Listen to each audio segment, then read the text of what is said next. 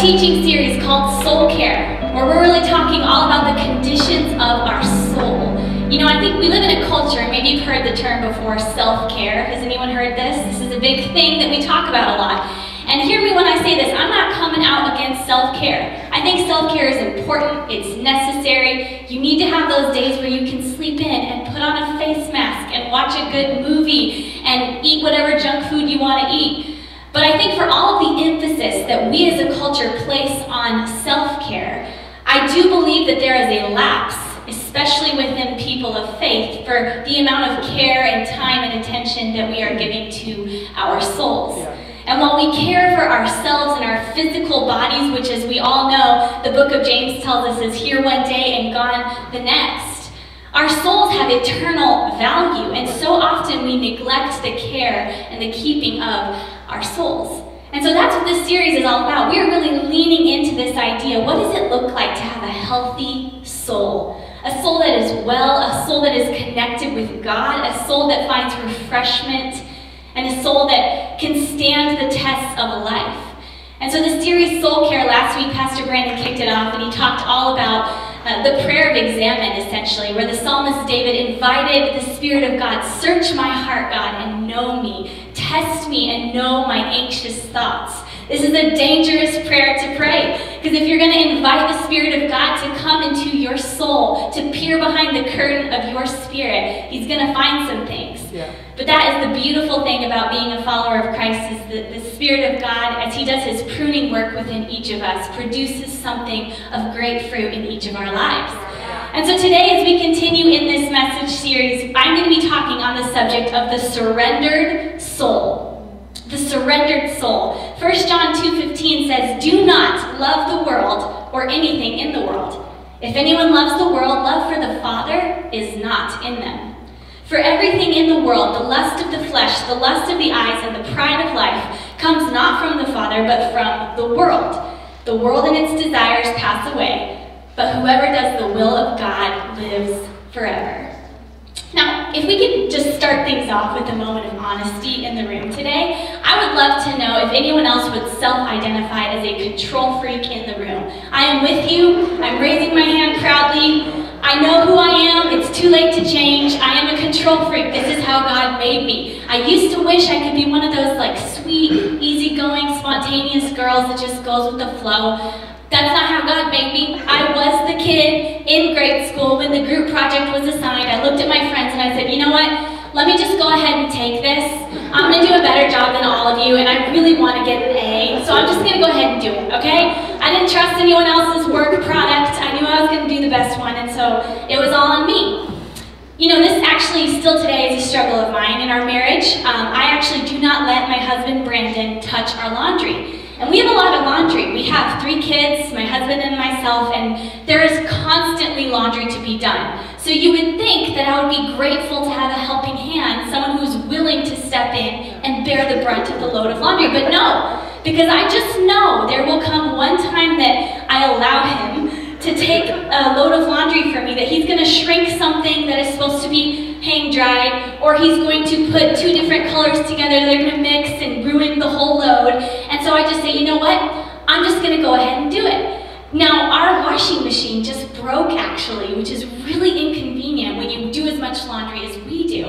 And so we actually had a guy come out and look at it. He told us it was going to be early March till it could get fixed. So we've been living that laundromat life lately, going back to college. It's not that fun, got to be honest with you.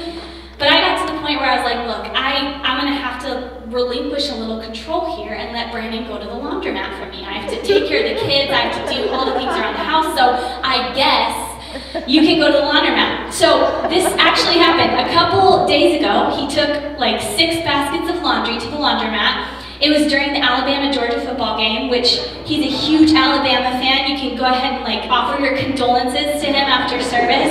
But he went to the laundromat to do laundry for me during the game. Like, that's a good husband right there. But this is a true story. He came back, he spent the whole night folding all the clothes, bringing them upstairs. And I, the next morning, took a look at what he had done, and he folded the towels wrong. Does anyone know what I'm talking about? Like, there is a way to fold the towels, and he didn't do it right. So I'm very specific about my linen closet structure, and he did not really go with my aesthetic. So I went ahead and undid all of the folding that he did and refolded everything in the way that it should be done. Because I'm a control freak. 100%, it is who I am. I'm okay with it. And you know, when it comes to things in our lives, it's okay to be a control freak. I think maybe we're shaving some years off our lives and adding some unnecessary gray hairs to our head. But when it comes to our spiritual journey, when it comes to our walk of faith, I actually think being a control freak is a really bad and not constructive thing. You see, the Christian journey is, at its core, a lifelong, continual decision to relinquish control, to surrender. And that is why, you know, when a pastor does an altar call in a church service, he invites people to come surrender their lives to Jesus. And why is it important that we talk about this idea of surrender in this series, Soul Care? When we're talking about the care for our souls, why does it matter that we surrender? Well, you have to think about it like this. We're in the new year still, it's still January. I know most of us have fallen off the wagon in some way with one or more of our resolutions, but you know, when it comes to your New Year's resolutions, so many of us are doing health goals, some of us are doing a detox. And essentially what a detox is where you're doing something intentionally to expel toxins and bad things from your system and only taking good things to give yourself a reset and be as functional and healthy as you can be. I want to invite you to consider that this idea of a surrendered soul is essentially a soul detox. It's getting rid of all of the impurities and the toxins from your spiritual life and only taking in the good things. And surrender matters so much in the life of a believer because, hear me, the opposite of surrender is idolatry. Because essentially when you are refusing to surrender every piece of who you are, every aspect of yourself, even the hidden things and even the things that no one else would even know about, if you choose to hang on to something more tightly than you are to God, you are functioning as an idolater.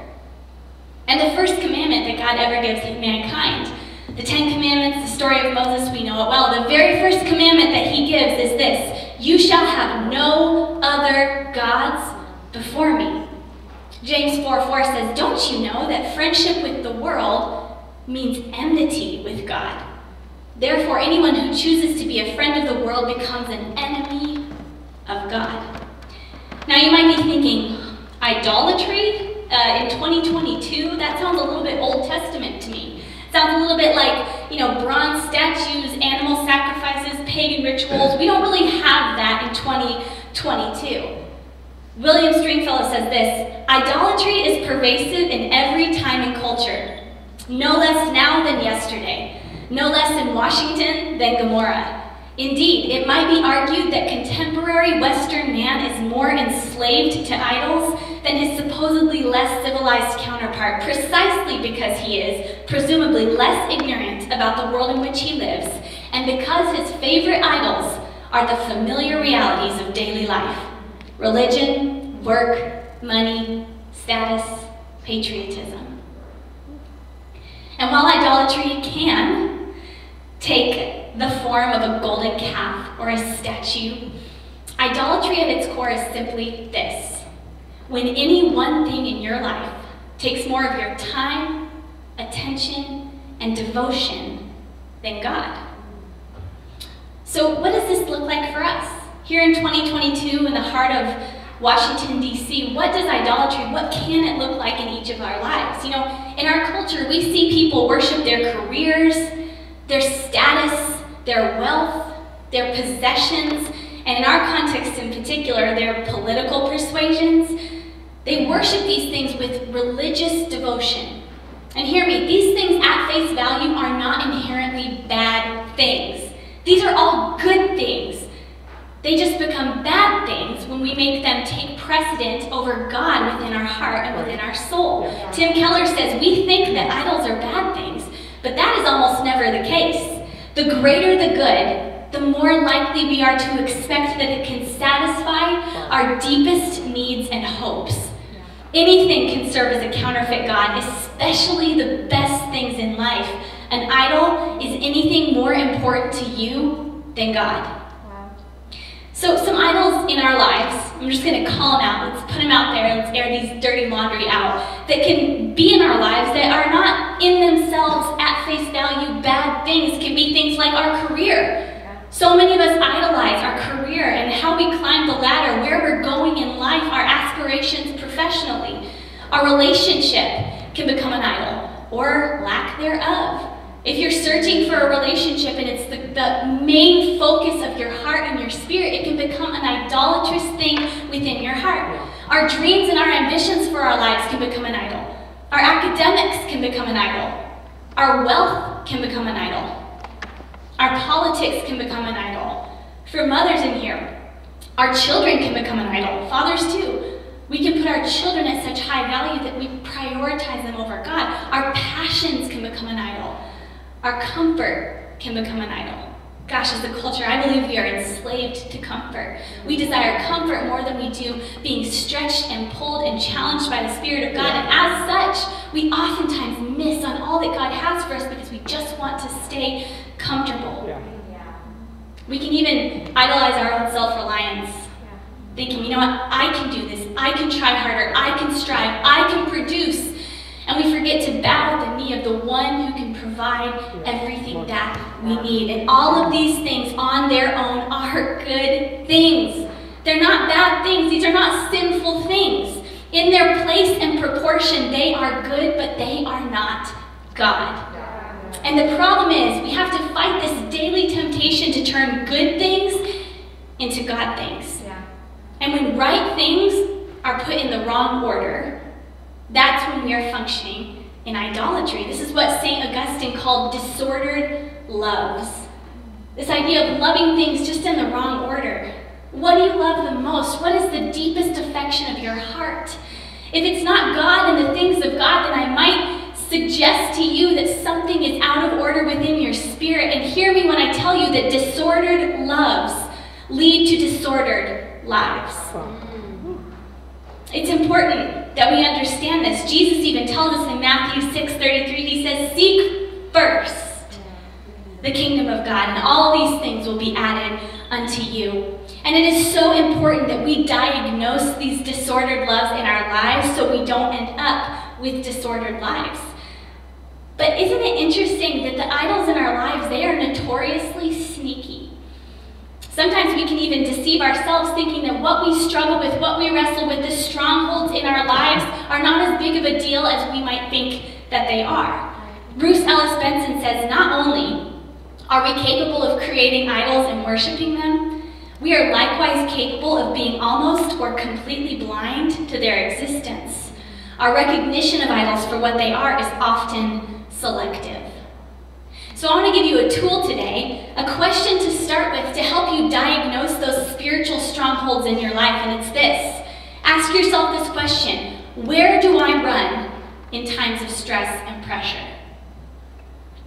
Where do you go when things get hard? When things get stressful? When things get painful? Where do you go in times of pressure? Do you go to dating apps to look for some affirmation? Do you go to a bottle of wine to medicate? Do you go to mindless Netflix binge to distract yourself? Do you pack your schedule with a flurry of social activities to fill your time? Or do you rely on your own self-sufficiency to just fix it yourself? If what you run to in times of stress and pressure is anything other than God, then that thing is an idol. Pastor John Tyson, a pastor in New York, says, are you using sin to medicate the absence of something that you truly want? Wow.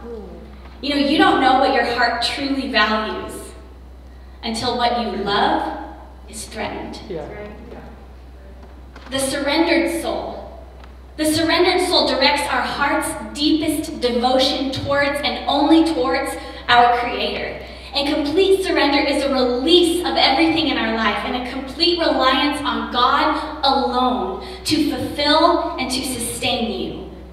But conversely, a lack of surrender drives a wedge between you and God. And without total surrender, our souls will never be as healthy as they could be. I want you to ask yourself a question today. Can you honestly say that I am totally surrendered? Can you honestly answer that question with a yes? Can you say, there is no secret sin that I harbor?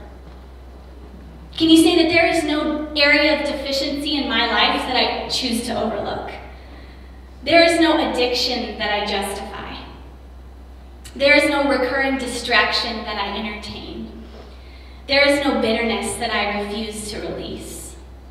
There is no thing that I believe will ultimately satisfy me outside of God.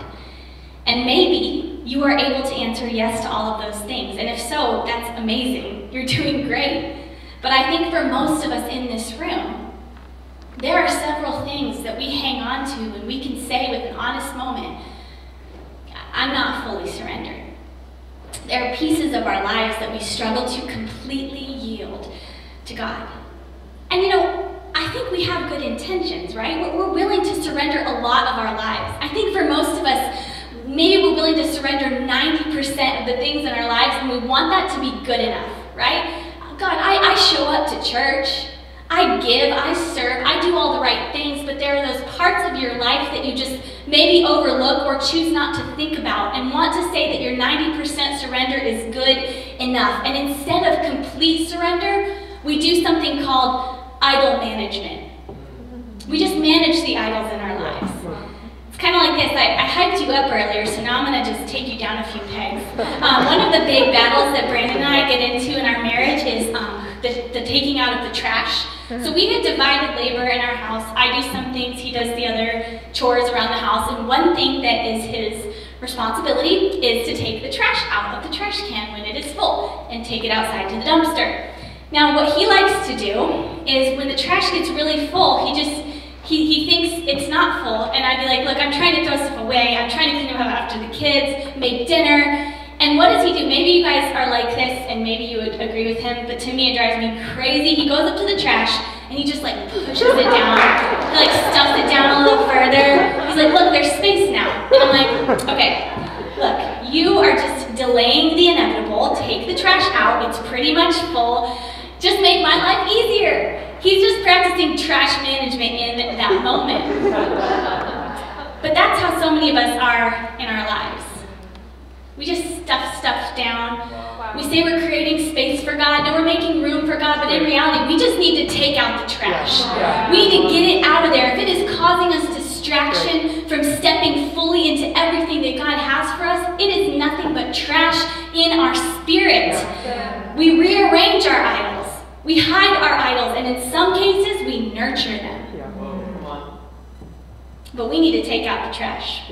Oswald Chambers says, the reason some of us, catch this, are such poor specimens of Christianity is because we have no almighty Christ. We have Christian attributes and experiences, but there is no abandonment to Jesus Christ. Total surrender. All or nothing. That is what we are asked to do in this life of faith. And Scripture pulls no punches when it comes to how we are to deal with the idols in our lives. Colossians 3:5 says, put to death, therefore, whatever belongs to your earthly nature, sexual immorality, impurity, lust, evil desires, and greed, which is idolatry. 2 Corinthians 10:5, we demolish arguments and every pretension that sets itself up against the knowledge of God. Galatians 2:20, I have been crucified with Christ. It is no longer I who live, but Christ who lives in me. Luke 14:27, this is Jesus speaking. Whoever does not carry their cross, which is not a cute piece of jewelry in this context. No, this is an instrument of torture and death. Jesus is saying, take this thing up. Whoever does not carry their cross and follow me cannot be my disciple. Luke 14:33, Jesus again says, in the same way, those of you who do not give up everything you have cannot be my disciples. In other words, we must go to war with the strongholds in our lives. There is no room for diplomacy and negotiation. You need to get those things out of you. Dr. Tony Evans says, surrender has not occurred until sacrifice has been included. Surrender will cost you something. You know, when Brandon and I got married, we're coming up on 9 years next week, right? Or 2, something like that. 9 years. When we got married, we stood up on a stage at our church. We looked at each other and we made marriage vows to one another. And one of we said is, we said, forsaking all others till death do us part. Forsaking all others. In other words, we are taking all other options off the table. No longer do we look around at who else is out there. No, forsaking all others till death do us part. Now think about this. Imagine if I had kept one of my ex-boyfriends from high school's old number, and every time Brandon was bugging me, I just would text him, or I would call this guy up and be like, Brandon won't take out the trash, or whatever.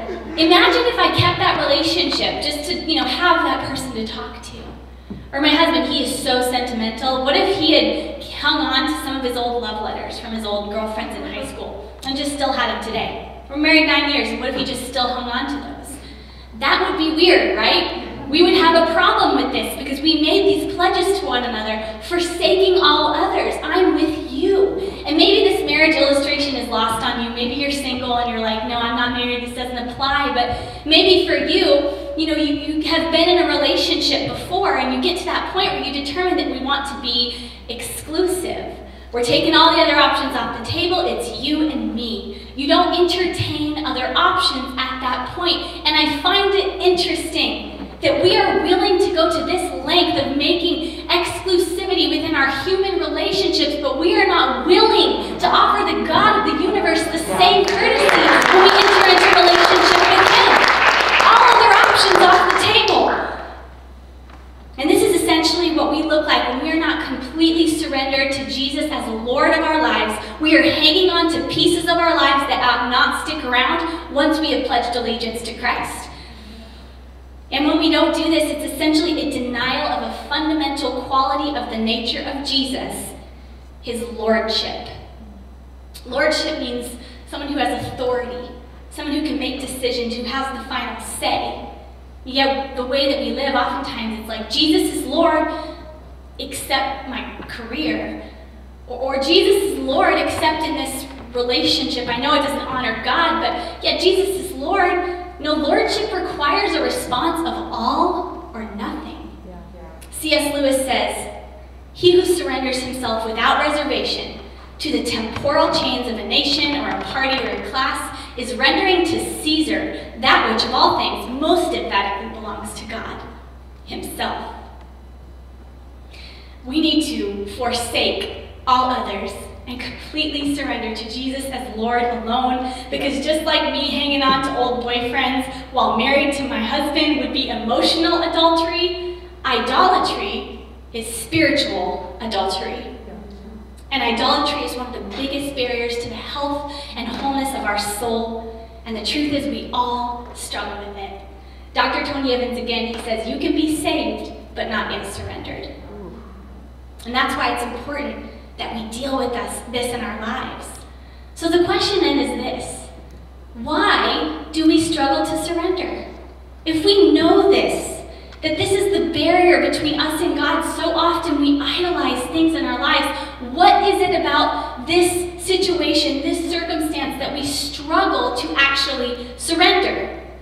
I think the first reason is this: we struggle to surrender out of fear. I love this quote from Jackie Hill Perry. She says, surrender scares us. We think that if we hand over the thing that means so much to us, that it will rob us of our joy. We think that once my hands are open and empty, that God is not big enough or good enough to fill it back up again. Our fear of surrender is really our unbelief that God is better than everything God is telling us to give Him. You will give God everything, when you believe that He is everything. So out of fear, we hang on to these things. Oh, I can't let that go. I need it. It brings me comfort. It brings me peace. Or maybe it's something that honestly torments you, a bitterness that you've held within, that you just feel like you can't release that. No, I've been too hurt.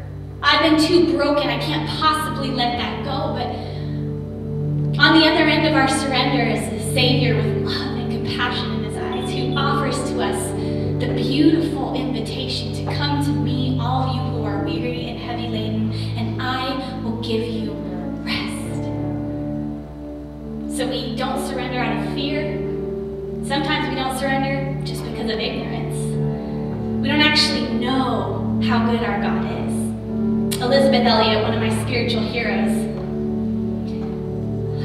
one second, she said this: can we give up all for the love of God? When the surrender of ourselves seems too much to ask, it is first of all because our thoughts about God himself are paltry. We have not really seen him. We have hardly tested him at all and learned how good he is. In our blindness, we approach him with suspicious reserve. We ask how much of our fun he intends to spoil, how much he will demand from us, how high is the price we must pay before he is placated. If we had the least notion of his loving kindness and tender mercy, his fatherly care for his poor children, his generosity, his beautiful plans for us, if we knew how patiently he waits for our turning to him, how gently he means to lead us to green pastures and still waters, how carefully he is preparing a place for us, how ceaselessly he is ordering and ordaining and engineering his master plan for our good, if we had any inkling of all of this, could we be reluctant to let go of our smashed dandelions or whatever we clutch so fiercely in our sweaty little hands? If with courage and joy we pour ourselves out for him and for others for his sake, it is not possible to lose in any final sense anything worth keeping. We will lose ourselves and our selfishness, but we will gain everything worth having.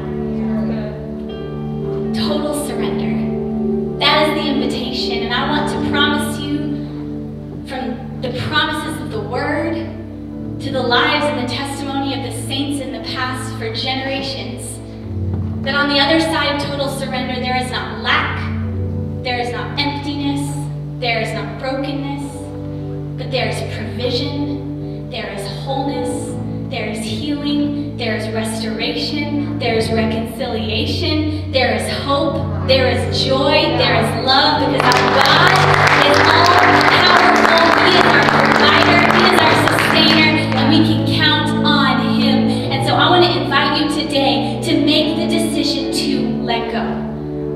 I know each of us have something in our heart as we're listening to this that we are convicted by. What has its grip on your heart that is causing you